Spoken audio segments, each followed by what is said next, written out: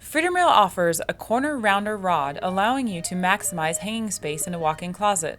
To install the corner rounder rod, you must have a closet with 90-degree angles in the corner and at least 48 inches of hanging to each side of the corner that you want to put the corner rounder rod into. Install the rails following normal installation rules. Position the uprights so that one is in the corner. Position the next uprights 23 inches from the corner on both walls. Setting the offsets to 23 inches from each corner allows you to butt the shelves neatly in the corner. Next, attach the rod clips to the shelf brackets. You can now connect the corner rounder rod to the other rods. Do this by sliding the corner rounder rod into the straight rods on each end. You need to do this before attaching it to the rod clips.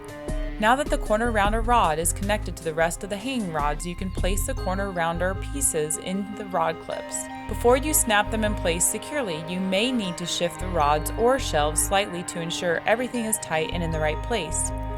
Once everything is aligned correctly, you can pull down to secure the rod into the clips. On the left wall, the wall with the upright in the corner, place the shelf so it touches the adjacent wall. On the right wall, position the shelf so that the left side of the shelf butts against the front of the adjacent shelf. In order for the shelves to align nicely in the corner, you will need to use a shelf longer than 24 inches so it accommodates for the overhang of the shelf. Now you can fully use every inch of your closet and move the clothes uninterrupted through the corners for maximum space and functionality.